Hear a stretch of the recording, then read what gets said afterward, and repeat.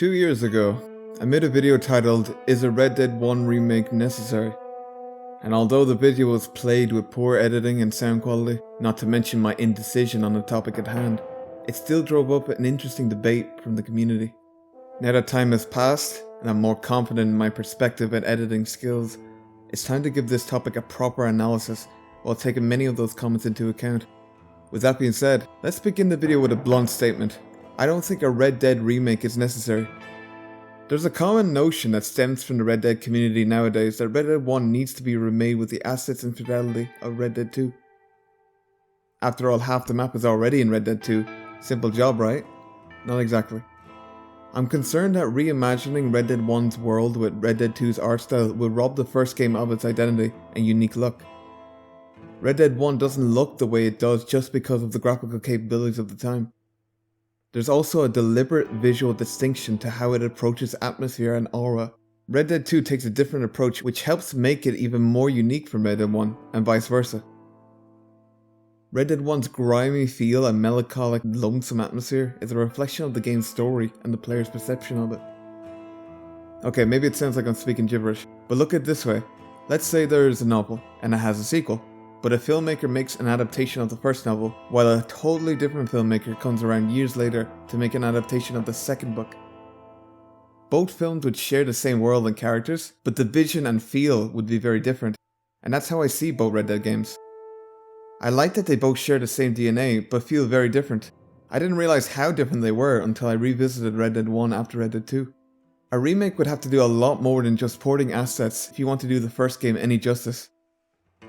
Gameplay is an even bigger issue, because although Red Dead 2's gameplay introduced a lot of quality of life improvements, it also has a lot of baggage that would dramatically worsen the experience of Red Dead 1 if ported over. Let me explain. Red Dead 2 has heavy gun sway and reticle bloom, forcing an over-reliance on Deadeye to get the accuracy you need while needing to move.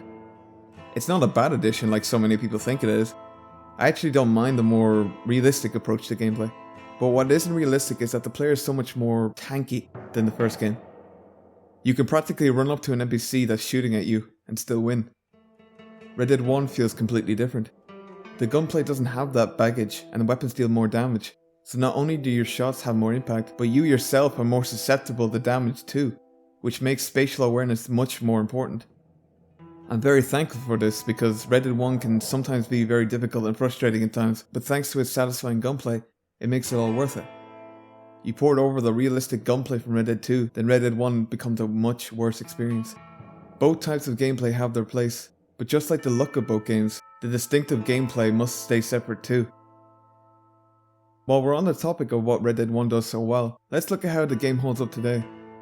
A lot of people who haven't played Red Dead 1 yet assume that the game looks very dated, which is understandable as it's a game from nearly 13 years ago. But what you must understand is that this game raised the benchmark of graphical fidelity and detail so high that it cast a shadow on the open world genre for so many years. Just like how Red Dead 2 did the same thing on steroids, casting a shadow on next gen gaming so big that I still don't see an open world game this year that comes close to beating it.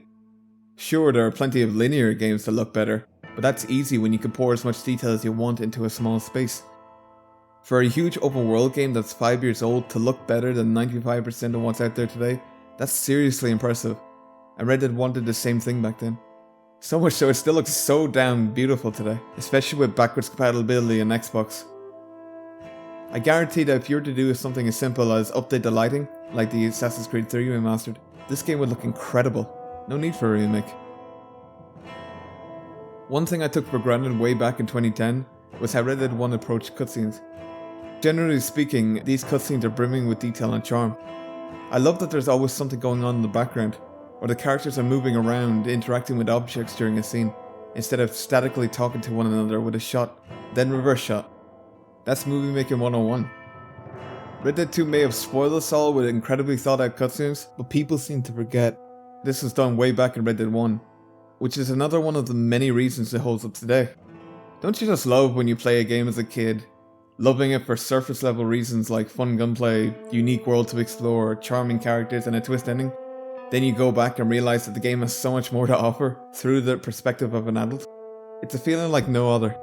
A remake is highly unnecessary, but if you were to do it, how do you address the big elephant in the room? Red Dead 2's dynamic dialogue system. Sure, you can add a lot of voice lines from NPCs you interact with, but how do you plan to add voice lines for characters like Landon Ricketts when the actor has sadly passed? You could probably get away with changing Uncle's voice for his Red Dead 2 version, but honestly, I really like the performance of the original, even if it is very different. I like what this actor brought to the character and the amount of emotion he managed to convey by the game's end. Even if you get past these obstacles with a recast of the actors, I still really don't like the idea because I believe the original voice lines should be left untouched, not re-recorded. The voice performances are perfect for the most part. Oh my god! They killed him! Even if every actor tried their best, you'd always be compared and you'll diminish the original impact. We'd have a Twin Snakes situation all over again. We must also face the fact that these actors ain't youngins no more. As much as I am unhealthily obsessed with John and his voice, I'd hate to see his razor sharp, calm voice replaced with the more raspy one of Red Dead 2. So if I went to all this trouble showing you how Red Dead 1 stands on its own and how I'm against the idea of a remake, what do I want for the future of this game? Just a port to every platform that can handle it. It's that simple. Just like with Bloodborne, this game is trapped in one generation of consoles, with the exception of Xbox One backwards compatibility. But even that comes with a lot of glitches which can ruin critical moments.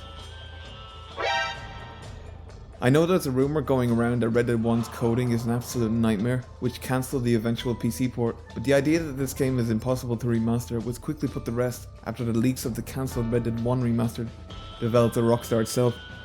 This game badly needs to be future-proofed and preserved. The fact that it hasn't already is unbelievable. The thing that companies need to realise is that people don't want these iconic and important games accessible on many platforms just for the convenience of play. They are pieces of art that need to be protected and experienced no matter what platform at any moment of time in the future. I don't know why that's such a hard concept to grasp, but I guess it's the studio mindset of the here and now, nothing else is important mentality. Red Dead 1 doesn't need a remake, it never did, but it needs to come back in some form and be experienced by those who haven't discovered it yet. If you are one of those people, or you played Red Dead 2 first and you're eager to go back to see the next chapter, here's a word of advice. Love both games, not for how similar they are, but how different they feel.